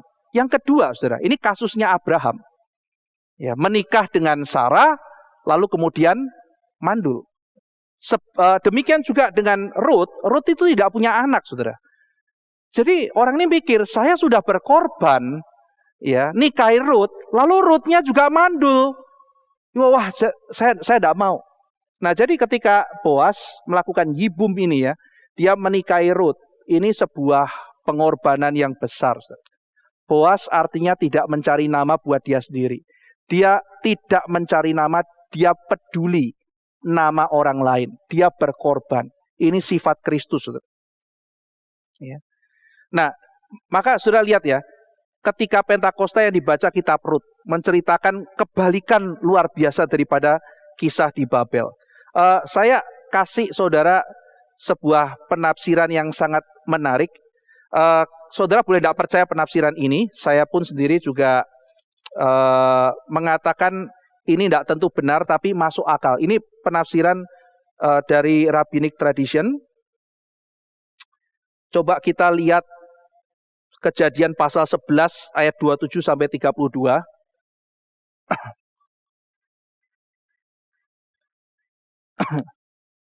Kejadian pasal 11 ayat 27 sampai 32. Ini tapi tidak dikembangkan oleh tradisi Bapak Gereja, patristik ataupun reformasi ya, tetapi ini dikembangkan oleh penafsir-penafsir di zaman Perjanjian Lama. Saudara perhatikan ayat 27 ini adalah mengenai keturunan Terah.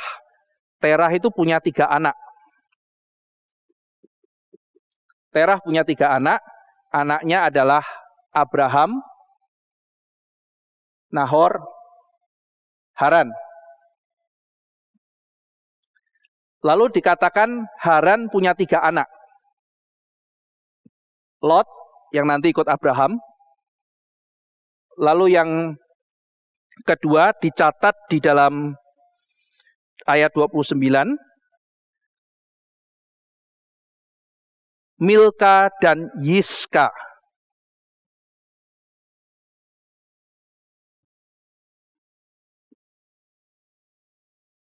Lalu apa yang terjadi saudara? Haran mati. Ya kan? Haran mati. Nah, jadi di sini saudara kita bisa melihat semacam proto atau awal ya, proto yibum, semacam sesuatu ingin melanggengkan keturunan daripada Haran. Nahor ini menikahi siapa saudara?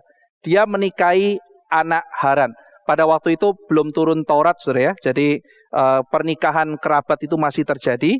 Nah, kita melihat di sini dikatakan Abram dan Nahor kedua-duanya kawin.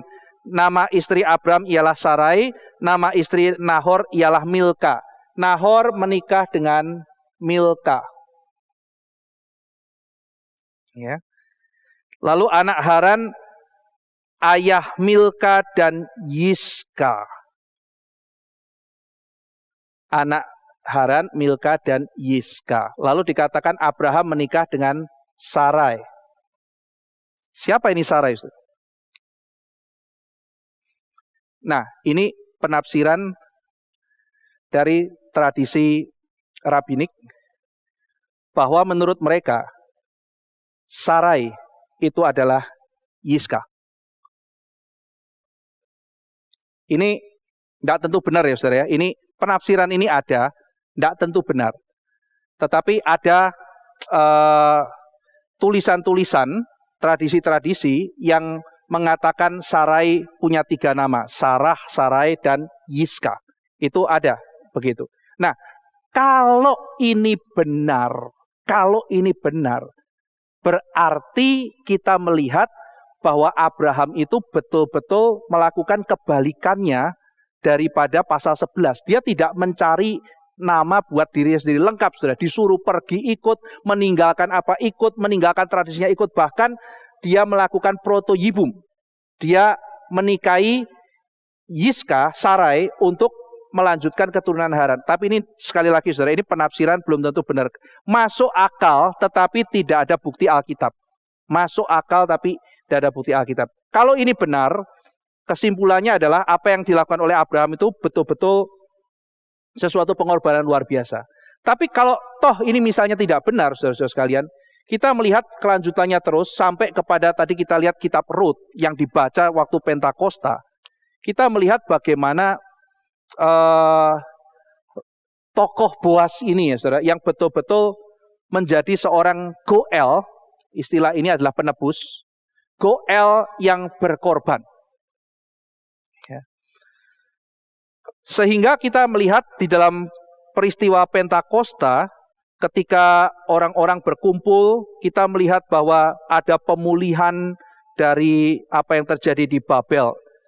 Saudara sekalian, di dalam kitab suci dicatat bahwa pada waktu bapak-bapak rasul itu berkumpul, lalu kemudian di situ Petrus memulihkan kerasulan, 12 rasul dipulihkan karena Yudas sudah bunuh diri. Pada waktu itu dia bangkit dan mengatakan bahwa mereka akan memilih rasul yang lain. Ini diskusi yang lain, saudara. Apakah Matias itu rasul yang dipilih Tuhan atau ini kesalahan para rasul? Kenapa Tuhan next-nya memilih Paulus? Itu tidak bisa kita bahas di sini. Nah, tapi pada intinya saudara sekalian, Petrus memulihkan 12 rasul. Jadi dari 12 ini, 12 suku, lalu 120 orang. Ya, 12 suku dipulihkan dulu, dipilih Matias, dan 120 orang. Nah, saudara, maka Petrus kan membuat pemilihan ya. Petrus memimpin, dia memberi penjelasan Alkitabiah, kenapa harus pemilihan. Dia kutip dari Mazmur. Lalu kemudian setelah itu dia membuat kriteria pemilihan. Yuk kita pilih rasul. Kriterianya begini. Dia harus ikut semenjak dari pembaptisan sampai kepada kayu salib. Ya ikut terus. Lalu kemudian diajukan calon. Ada 2 calon. Lalu kemudian setelah ada 2 calon, lakukan doa syafaat. Setelah doa syafaat baru pemilihan. Lalu terpilihlah di situ dari 2 calon antara Yosef dan Matias. Yang dipilih adalah Matias. Lalu Matias menjadi 12 dan 120 orang. Kenapa 120, saudara? Dalam tradisi Yahudi, untuk memulai sebuah komunitas dan kepemimpinan baru, itu minimal 120 orang berkumpul. Jadi 120 orang ini menjadi sesuatu dasar daripada munculnya komunitas yang baru. Nah, disitulah saudara-saudara sekalian kemudian dicatat dalam kitab suci, ada api, lidah api, lalu ada angin, Roh Kudus turun, lalu kemudian mereka berbicara dan didengar oleh orang dari segala bangsa yang berkumpul saat itu, dan mereka mengerti, saudara. Nah, yang menarik adalah ketika berbicara, mereka berbicara dalam ragam bahasa, dalam ragam budaya. Tidak ngomong satu lalu kemudian semuanya ngerti, tidak saudara sekalian, tetapi tetap ada bahasa-bahasa yang berbeda. Maka yang dimaksud kesatuan dalam Tuhan itu bukan semuanya dilebur, tidak ada bedanya, saudara. Tuhan itu mengasihi keragaman. Jadi memang pemencaran itu adalah rencana Tuhan. Yang kita lihat problem adalah kekacauan itu, saudara, di mana ibadah dikacaukan, hidup orientasinya dikacaukan, lalu kemudian sekarang ditata lagi di dalam Kristus. Di dalam Kristus manusia hidup untuk Tuhan, bukan lagi untuk diri. Dan kemudian berita mengenai keselamatan, mengenai Injil itu dibawa, saudara, sampai kepada seluruh dunia pada waktu itu. Itu negara-negara dari kira-kira belasan bangsa yang muncul di Kisah Rasul, itu kalau saudara jejer, itu cover semua. 70 bangsa ini. Ya. Kecuali Spanyol. Di tabel pasal 70 bangsa ini ada satu tempat namanya Tarsis yang diduga adalah Spanyol. Nah, di sini di tabel yang di Kisah Rasul pasal 2 itu tidak ada Tarsis ya atau Spanyol. Jadi pada waktu itu karena tidak ada, maka saudara kalau membaca kitab Roma, di situ Paulus mengatakan setelah selesai semuanya ini, maka dia ingin pergi ke Spanyol. Karena di dalam pemikiran Paulus juga tergambar Injil harus diberitakan kepada kaum Yafet, ya. Dan di situ termasuk adalah anaknya Tarsis itu yang ada di Spanyol. Jadi ini suatu pembalikan di mana Injil dibawa kembali, berkat dari Abraham, keturunannya akan menjadi berkat bagi seluruh bangsa. Ini digenapi. Nah, saudara sekalian, maka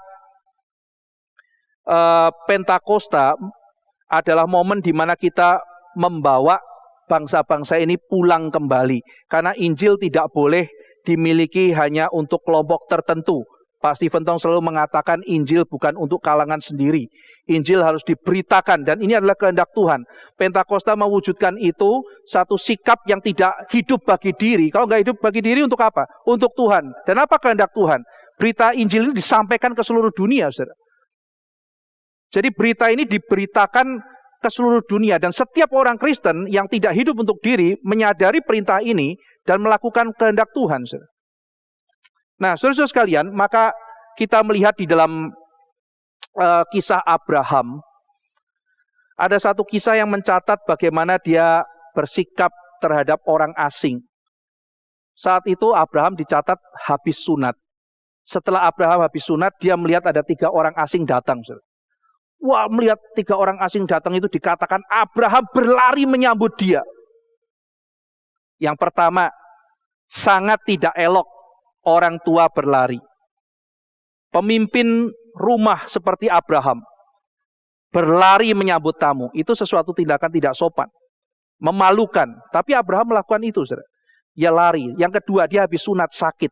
Lalu kemudian setelah itu dia bersujud.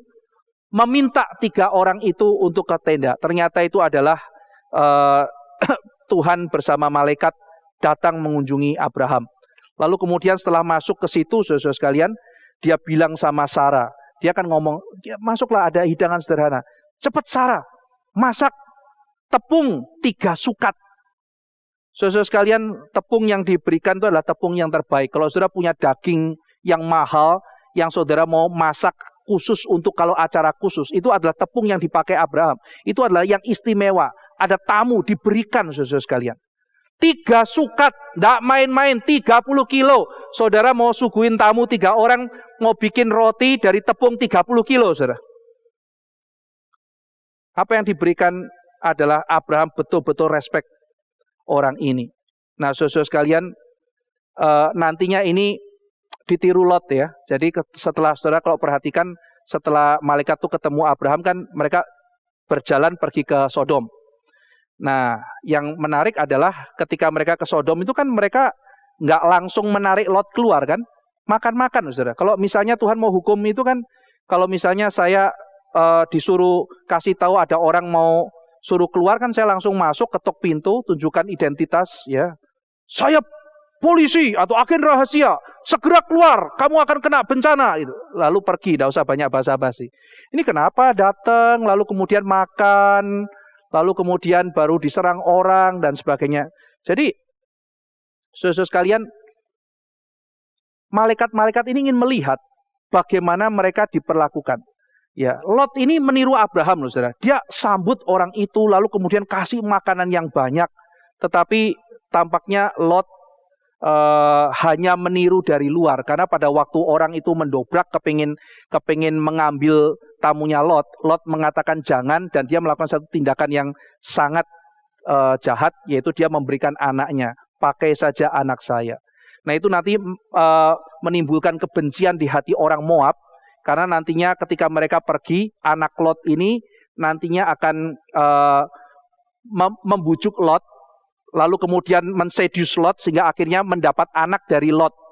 Lalu di situ muncullah bangsa Moab kan, saudara. Moab itu kan Af-nya ini kan bapak, dari bapak.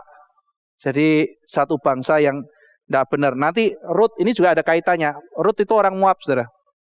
Dan dia juga bisa ada kesempatan untuk merayu si Boas, tetapi dia tidak melakukannya.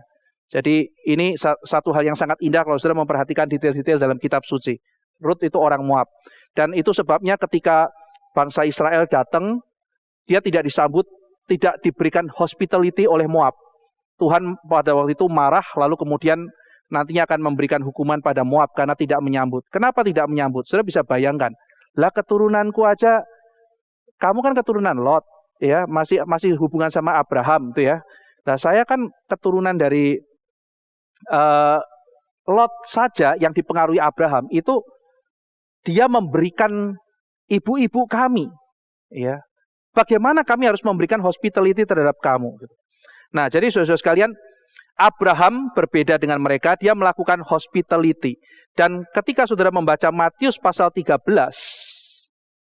Tuhan Yesus ketika menceritakan mengenai hak kerajaan surga, dia bicara mengenai hak kerajaan surga seperti orang yang membuat makanan dari 3 sukat tepung. Apa maksudnya, saudara? Dia berbicara mengenai kisah Abraham. Hak kerajaan surga berarti seperti Abraham. Membawa orang kembali ke rumah Bapa. Bukan hanya sanak saudaranya sendiri. Tetapi lepas daripada itu. Kepada orang yang asing, kamu juga membawa mereka masuk. Mereka juga dilayani dengan baik. Seperti Abraham yang bersikap terhadap orang asing. Maka kamu pun demikian. Nah saudara sekalian, mari kita dengan pemahaman ini, kita juga melihat kita tidak boleh hidup untuk diri. Mari kita di masa-masa COVID ini, saudara-saudara sekalian, tengah-tengah bencana dan sebagainya, kita gampang sekali fokus pada diri. Kalau kita sudah fokus pada diri, kita sudah semuanya ceritanya diri, maka sebagaimana orang di Babel, kita juga nggak akan bisa mengerti orang lain ngomong. Orang lain ngomong apa, kita kan nggak akan ngerti, saudara. Karena kita sikapnya adalah selalu melihat kepada diri. Ya. Orang mau bicara apapun, saya nggak ngerti bahasa kamu. Karena di otak saya cuma diri. Orang lain mau menceritakan kesusahannya, saya juga nggak ngerti. Kenapa? Saya juga susah. Kenapa kamu sih cerita susah kamu? Orang lain mau menceritakan kebahagiaannya, oh nggak usah. Kamu menyaingi saya. Jadi kita nggak akan mengerti bahasa orang lain kalau kita hidup untuk diri. Maka Agustinus mengatakan, jikalau di dalam sebuah ruangan ada 4-5 orang berdiskusi, tidak pernah nyambung, berkelahi terus, tinggal dicari siapa yang sedang membangun menara Babel. Apa maksudnya, saudara sekalian? Orang yang hidup untuk diri memisahkan dengan yang lain. Tetapi ketika Pentakosta datang, orang dibawa mengikuti jejak Abraham sampai kepada turunnya Roh Kudus. Orang hidup bukan lagi untuk diri. Orang hidup bagi Kristus. Dikembalikan pada rencana Allah yang semula. Sehingga dia mulai mendengar orang lain. Dia mendengar suara Tuhan. Dan biarlah di tengah-tengah COVID, di mana orang seolah-olah dipaksa untuk hidup bagi diri. Ya, dalam kondisi survival. Orang kalau sudah survival, saudara ya, dalam kondisi survive, hidup atau mati, dia tidak ada yang namanya hospitality. Dia tidak ada namanya hesed, loving kindness, tidak ada, saudara. Kenapa? Karena orang survival. Semua orang itu saingan, semua orang itu musuh. Bahaya sekali, saudara sekalian. Kita mengingat dalam kondisi seperti ini, kita mengingat kita sudah dilepaskan daripada kisah Babel. Kita sudah menerima roh Tuhan. Biarlah kita hidup bagi Tuhan. Kita mengatakan, Tuhan, rencanamu tidak boleh berhenti. Saya akan ikut ambil bagian di dalam rencana Tuhan. Supaya Injil Kerajaan Tuhan disebarkan seluruh dunia. Termasuk saya kerjakan bagian saya, di kampung saya, di tempat saya, memberitakan Injil. Mari kita berdoa. Bapa dalam surga, kami telah melihat keindahan kitab-Mu, detail-detail yang kecil, yang akhirnya membawa kami kepada pemahaman akan keseluruhan kisah kitab suci. Kami bersyukur, kami berterima kasih ya Tuhan, untuk firman yang Tuhan telah berikan kepada kami, untuk apa yang kami renungkan hari ini. Tolong lepaskan kami ya Tuhan dari jerat hidup bagi diri sendiri. Biarlah kami boleh keluar dan boleh hidup bagi Tuhan, menggenapi rencana Tuhan. Keselamatan yang Tuhan berikan, kami menjadi berkat bagi seluruh bangsa. Biarlah Engkau yang sudah tempatkan kami di Indonesia, ada tempat-tempat tertentu di kota manapun, kami para pemirsa ada ya Tuhan. Biarlah Tuhan boleh menjadikan kami berkat. Kami yang di kota, yang di desa, yang di kota besar, di kota kecil, yang ada di tempat-tempat pelosok, di mana kami berada pada hari ini. Tuhan pakai kami untuk menjadi pemberita firman-Mu. Biarlah ya Tuhan kami pergi menyebar, melayani Tuhan dengan kekuatan dan keunikan kami masing-masing. Bukan dengan kekacauan, tetapi dengan kepenuhan anugerah Tuhan. Terima kasih ya Tuhan, dalam nama Tuhan Yesus Kristus kami berdoa. Amin.